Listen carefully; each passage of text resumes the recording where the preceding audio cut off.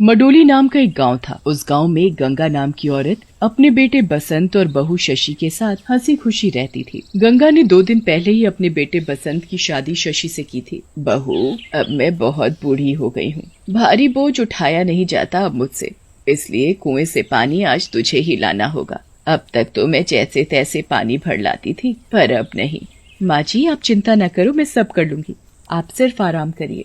अभी तेरी शादी को 2 ही दिन हुए हैं और मैंने तुझे इतना बड़ा काम करने को बोल दिया। कुएं से पानी भरना कोई आसान काम नहीं है, घंटों खड़ा होना पड़ता है, तब जाकर 1-2 मटका पानी मिल पाता है। मैं सब कर लूंगी माँ जी। शशि सुबह जल्दी उठ जाती है और मटका हाथ में लिए निकल पड़ती है कुएं की तरफ पानी भरने। पर वहां पहुंचते ही शशि थोड़ा निराश हो जाती है, क्योंकि इतनी जल्दी आने के बावजूद भी कुएं पर बहुत भीड़ थी। सोचा था जल्दी जाऊंगी कुएं पर पानी लेने, पर यहाँ तो सभी को जल्दी है, बहुत भीड़ है। ऐसे तो मुझे दोपहर हो जाएगी सिर्फ पानी लेने में। क्या करूं? यहाँ आसपास देखती हूँ, शायद कोई और कुआं मिल जाए जहाँ भीड़ ना हो। फिर क्या था, शशि दूसरी तरफ निकल गई कुएं की तलाश में। थोड़ी दूर जाकर आखिर उसे एक कुआं मिल ही जाता है। ये देखो, कुआं भी मिल गया और यहाँ भीड़ भी नहीं है। अब मैं यहाँ से जितना मर्जी पानी ले सकती हूँ। थोड़ा दूर है, पर कोई नहीं, उस भीड़ से तो बच गई ना। शशि कुएं में पड़ी बाल्टी ऊपर खींचती है, तो ये क्या, उस बाल्टी में पानी की जगह खून होता है। खून से भरी बाल्टी देखकर शशि बहुत डर जाती है।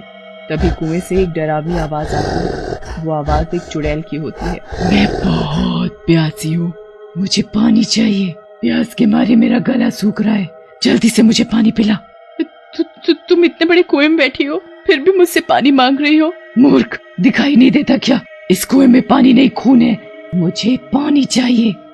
अरे हाँ, इस चुड़ैल को देखकर तो मैं ये भूल गई कि इस कुएं में पानी की जगह खून था। पर अब मैं क्या करूं? इस चुड़ैल के लिए पानी कहाँ से लाऊं? मैं तो खुद यहाँ पानी लेने आई थी। जान बचानी है तो मुझे यहाँ से भागना पड़ेगा। शशि जैसे ही वहाँ से भागने की कोशिश करती है, चुड़ैल शशि को कुएं की रस्सी से बांधकर कुएं में फेंक देती है। शशि चिल्लाती है, पर कुआं इतनी दूर था कि उसकी चीख की आवाज किसी के कानों तक नहीं पहुँचती। बहुत देर हो गई, बहू पानी लेकर अभी तक नहीं लौटी। तभी शशि का पति बसंत भी काम से घर लौट आता है। कोई मुझे 1 गिलास पानी पिलाएगा?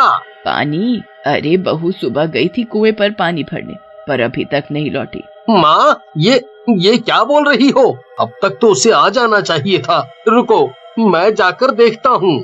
बसंत हर जगह शशि को तलाशता है, कुएं के पास भी जाता है, पर उसे शशि कहीं नहीं दिखती। एक दिन 2 दोस्त मुकुल और नीरज गांव के बाहर वाली सड़क से शहर की तरफ जा रहे होते हैं। यार, बाइक चलाते चलाते काफी देर हो गई है और इस चिलमिलाती धूप में बहुत प्यास भी लगी है। क्यों ना यहाँ आसपास थोड़ा आराम किया जाए और पानी पिया जाए। हाँ भाई, ठीक है। वो देखो, उधर वो जगह आराम के लिए बिल्कुल सही है। हमारी किस्मत कितनी अच्छी है। वो देखो, कुआं, पीने के लिए पानी भी मिल गया। चलो जल्दी, बहुत प्यास लगी है। दोनों दोस्त कुएं के पास पहुंचते हैं। मुकुल कुएं में झांक कर देखता है, पर कुएं में इतना अंधेरा था कि उसे कुछ दिखाई नहीं पड़ रहा था। कुआं बहुत गहरा मालूम पड़ता है। इसमें पत्थर फेंक कर देखता हूँ, पानी है भी कि नहीं।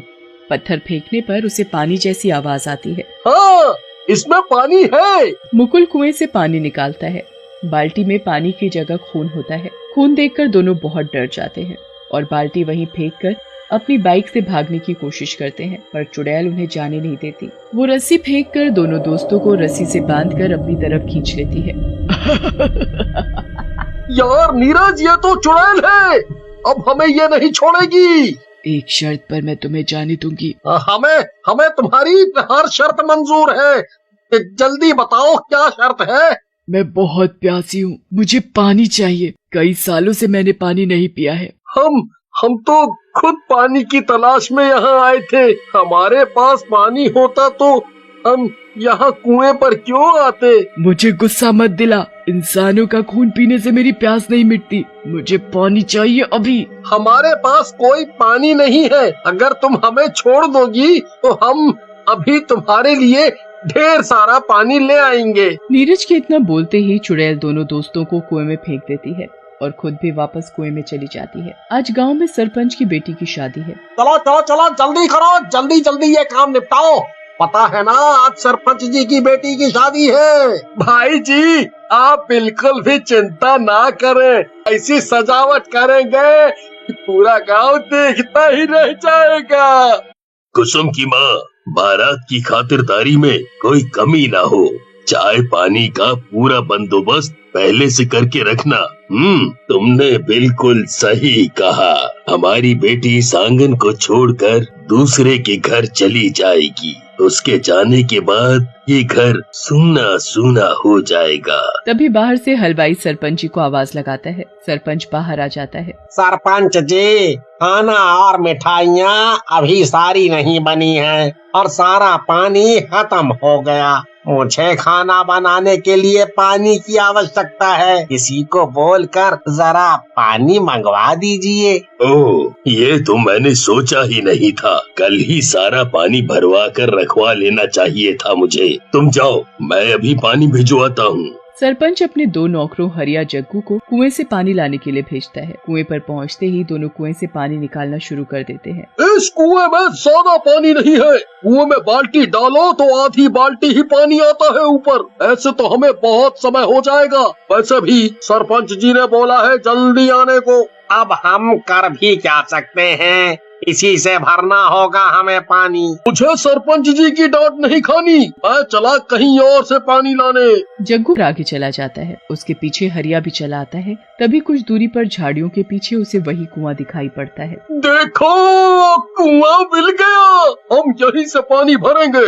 ये कुआं गांव के इतने नजदीक था, फिर भी कभी किसी को दिखाई नहीं पड़ा। मुझे कुछ सही नहीं लग रहा यहाँ। रुको जग्गू, वहाँ मत जाओ, ये जगह ठीक नहीं लग रही। हरिया की लाख समझाने पर भी जग्गू नहीं मानता। फिर उन दोनों के साथ भी वही होता है जो सभी के साथ हुआ था। चुड़ैल उन दोनों को मारकर उनका खून पी जाती है। वहाँ गांव में इन दोनों को कब का भेजा हुआ है पानी लाने। कमबख्त अभी तक नहीं आए, काम चोर कहीं के। सरपंच जी, आप परेशान ना होइए, हम सब थोड़ा थोड़ा पानी अपने घरों से ले आते हैं। कुछ गांव के लोग अपने घरों से पानी लाकर हलवाई को दे देते हैं। शादी अच्छे से निपट जाती है। पर सरपंच अभी भी हैरान था कि उसके दोनों नौकर आखिर कहाँ गए। कुछ दिन ऐसे ही बीत गए। एक दिन गांव में पानी न होने से सूखा पड़ गया। गांव का कुआं पूरा सूख चुका था। माँ, मुझे बहुत प्यास लगी है, पानी दो ना पीने के लिए। पिंटू के बापू, घर में एक बूंद पानी नहीं है।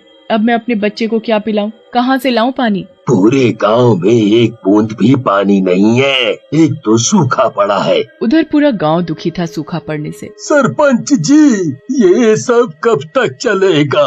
ऐसे तो सभी लोग बिना पानी के मर जाएंगे। गांव में सूखा पड़ना बहुत बड़ी बात है।